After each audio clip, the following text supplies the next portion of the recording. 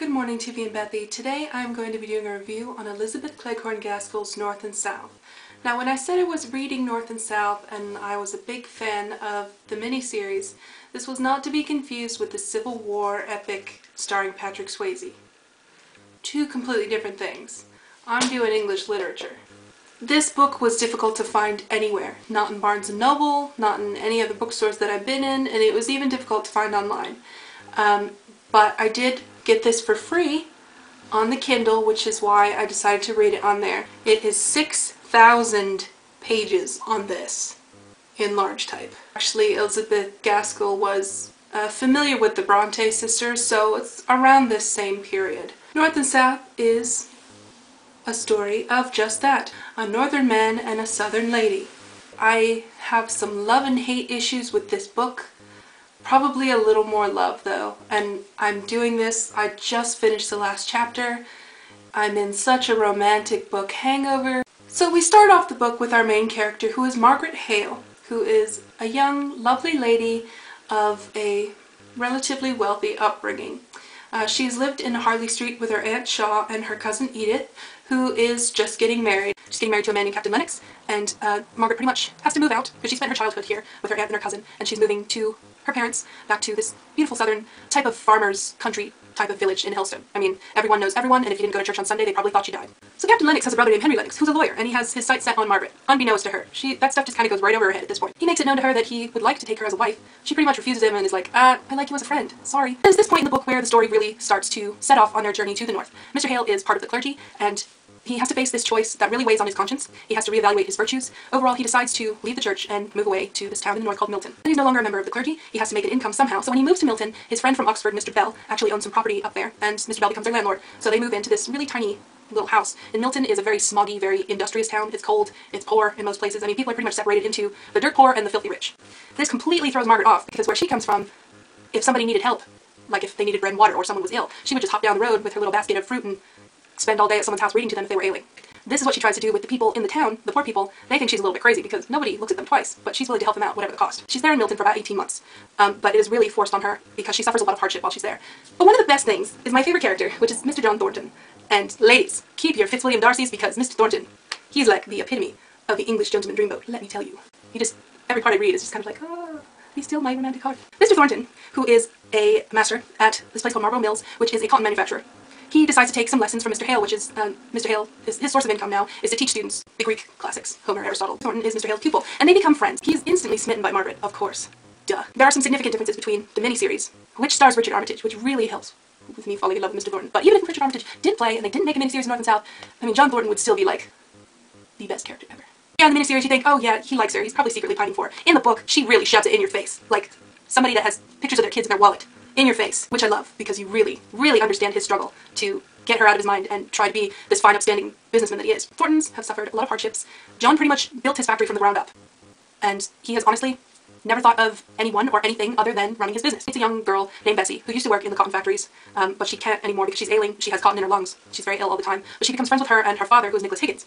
Nicholas Higgins, see, there's a problem with the workers and Mr. Thornton. See, Mr. Thornton is a master, and some of the other masters at different mills are moguls, and they're not very nice ones. Mr. Thornton is different. I mean, he's hard on the outside, but he really does have a soft spot in his heart for his workers. He knows that if he pays them a good wage and if he gives them proper meals, that they will continue to work hard for him. The other masters do not believe that. The workers don't really realize that Thornton is different from the other masters. So one of the things that the masters are trying to do is tell them how to spend their wages. They don't want them spending their wages on a union that they're putting together. And I'm kind of like Margaret in this endeavor where I'm not really sure what a union is. My dad could probably tell you all about it. All I know is that unions are pretty good to have because otherwise you get screwed over a lot of times. Mr. Higgins has this neighbor named Boucher who doesn't really want to be in this union because he doesn't want to be on a strike because he has like 6 children and an ailing wife and he can't afford to not work. Margaret's mother is really fallen very ill. So she goes over to the Thorntons to borrow a waterbed for her mother, shows up at the most inopportune time because the union has organized a riotous mob right outside their door. And Margaret is like, you know what? You need to go down there and talk to them like a man and you can reason with them. Don't get the police involved. There's going to be too much brutality. I know people down there. I don't want any kind of conflict. He goes down to reason with them. She looks out the window and realizes, holy crap, they're armed with wooden clogs and rocks. He's gonna get hurt. So she runs down and throws her arms around him and tries to protect him from that. She gets slapped in the head with a rock, gets knocked unconscious. He pretty much confesses his love to her unconscious body right there on the couch, which is wonderful. One of the maids tells Mrs. Thornton, his mother, his overbearing, annoying, stern, stubborn mother, she saw Margaret throw her arms around Mr. Thornton in front of the whole world to see. They automatically assume, holy crap, she's some kind of improprietous young lady that just is absolutely head over heels in love with him, and she plants that idea in John's brain, which is kind of sad because he thinks it's the time where I go over and confess my love to her and ask her to marry me, which is a beautiful scene, one of my favorite chapters in the book, but it is so heart-wrenching because she turns him down. Wait a minute, you're getting a very wrong idea. There's a fine line between kindness and flirtation, I've always found, and I wasn't trying to tell the world that I was in love with you, I was trying to protect you and the other people in the mob that I know. And he does this, which is great. He's embarrassed. He's so heartbroken because, I mean, he was misled, he thinks she's arrogant. They say a lot of times that she puts on airs. They think she's stuck up, that she thinks she's too good for them, which is the complete opposite. I mean, I can understand that because you don't know a person. You automatically assume something like that. But he pretty much says, you know what? I love you, and I'm going to continue loving you, but you're not going to hear anything about it from me, so take care. Story gets a little more interesting because Margaret has a brother named Frederick who was in the Navy and is a wanted man in England because he caused a mutiny. But he's unfairly judged because the captain that he was serving under was a very cruel man. If he was ever discovered in England, he would be tried and hanged. Margaret really wants him to try and see his mother because she's dying at this point. So under cover of night, he shows up and stays with them for a short while, talks with his mother. His mother ends up dying. They're completely grief-stricken, but she knows that he can't stay in England because he'll get in trouble. So she takes him to the train station. Mr. Thornton sees her, out late at night, with another man, hugging him. That looks bad. He's starting to think, holy crap, she's this promiscuous young lady, and she apparently has a lover that she wouldn't tell anyone about. This completely makes him so bitter and angry, and he just considers her a liar, and oof. But he still loves her. While they're at the train station, a drunk guy named Leonard that Frederick knew before spots him and starts a scuffle and says, hey, I can get a lot of reward money for you, shoves Leonard's off the platform and escapes on a train. Leonard's ends up dying a couple hours later. We come to find out later that it was not because of the shove that killed Leonard's. He had some internal disease that was slowly killing him, and the alcoholism on top of that was a contributing factor. However, when a policeman comes to Margaret's to ask whether she was at the train station or not, because some witnesses have said they saw her, she lies straight to his face and said, I was never there. Now, from being from a strict Christian upbringing, this completely eats away at her insides. Normally she would never lie, ever, but she was trying to save her brother. Now, Mr. Thornton happens to be the magistrate of this whole event. And he's completely confused by the fact, why would she lie and say she wasn't there? If she has a lover, it makes her look even more suspicious. Her character is just completely unraveling at this point, and his mother is like, you do not want to get mixed up with a lady like that. And absolutely grows to hate her. But Mr. Thornton says he didn't die because of the fall. If Miss Hale says she wasn't there, then she wasn't there. That's the end of the inquest. So he pretty much saved her butt. So I think at this point they think, you saved me from the mob, I saved you from the law, we're even. Mr. Bell, their landlord, comes over and tells Mr. Hale, I think it would be a good idea if you came to visit Oxford with me to get out of this smoggy air. He does. Mr. Hale dies in the night. Mr. Bell tells Margaret that she has to leave Milton and come back to live on Harley Street with her Aunt Shaw and her cousin.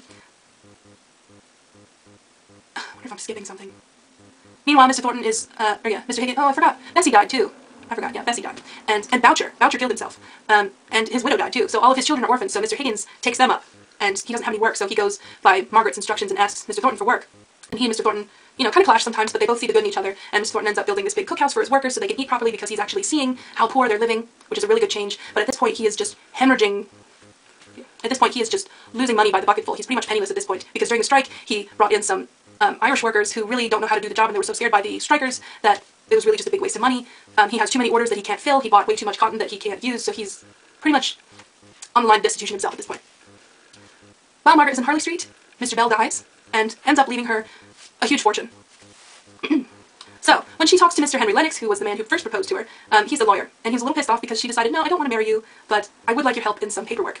So when Mr. Thornton comes to see her, because she's now officially his landlord, she says, I have a business deal for you, and this last chapter of the book was so cute. I just felt nervous and embarrassed and relieved for both of them falling in love with him without realizing it, because she was always concerned about what his opinion of her was. Proposes to front him £18,000 and only ask for 2% return. And it was at this point where I just gushed like a happy little girl because the way it was worded was so beautiful that he always called her Miss Hale. And just, it was like the waters of passion just slowly breaking through a dam where he just says her name. And it's like, boom, all the walls fell down and it was like, oh my god, love is in the air. I just can't even describe it, it was so wonderful. He gives her a rose that he had in his jacket pocket from when he visited Helstone because he wanted to see what kind of place made his love interest, Margaret, the woman she is today. And that was the end of the book.